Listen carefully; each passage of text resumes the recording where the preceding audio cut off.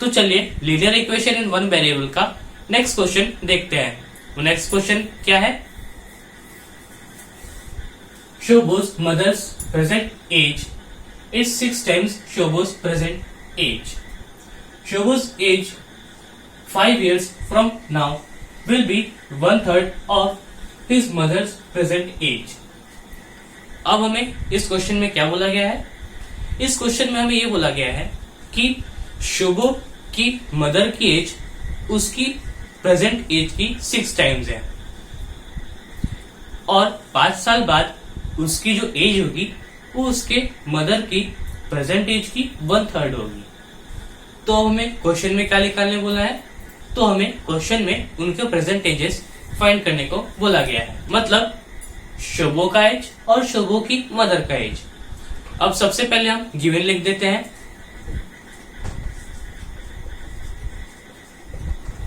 तो हमें गिवन क्या दिया गया है? सबसे पहले हमें ये बोला गया है कि शोबो की मदर की एज शोबो की 6 times है। तो हम शोबो की एज x ले लेते हैं।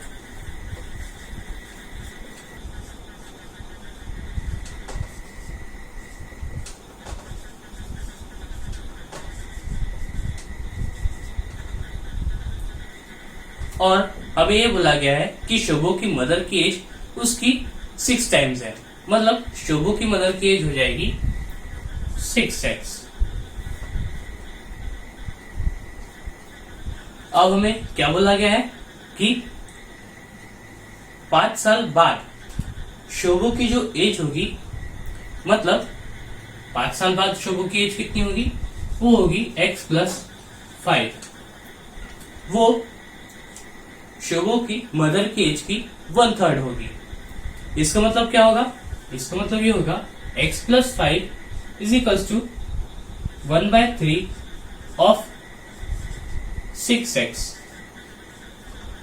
इसका मतलब ये होगा कि x + 5 = 6/3x। अब यहाँ पर 3 2 6 होता है, तो इसका मतलब ये होगा कि x + 5 = 2x। तो अब हमें फाइंड करने को क्या बोला गया है? अब हमें उनकी प्रेजेंट एजेस फाइंड करने को बोला गया है।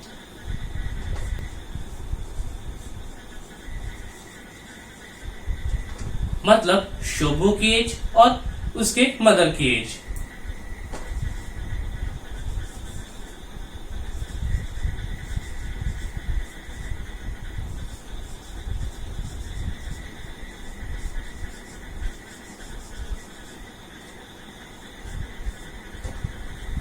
अब इसका सोल्यूशन कैसा होगा? वो काफी आसान है दोस्तों। तो पहले हम सोल्यूशन लिख लेंगे। अब इसका सोल्यूशन काफी इजी है दोस्तों, क्योंकि इक्वेशन को देखकर ही हमें आंसर मिल जाता है। मतलब x + 5 = 2x है, तो 5 = 2x - x हो जाएगा। इसका मतलब सीधा सीधा ये है कि x = 5। तो शोबो की एज कितनी होगी? वो होगी 5 years। वो उसकी प्रेजेंट एज होगी। और उसकी मदर की एज कितनी होगी? वो उसकी 6 गुना होगी, मतलब 5 × 6 जो होगा 30 years। अब इसको हम चेक कर लेंगे।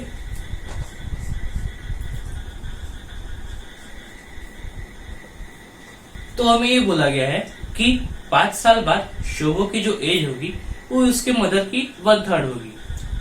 मतलब जो शोबो की प्रेजेंट एज है 5 प्लस और 5 साल आगे, मतलब 5 = 1/3 ऑफ शोबोस मदर एज, मतलब 30/3।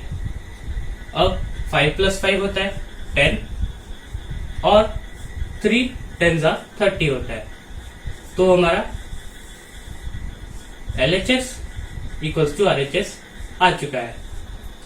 इसका मतलब ये है कि हमने जो शोबो की और शोबो के मदर की एज निकाली थी वो सही है।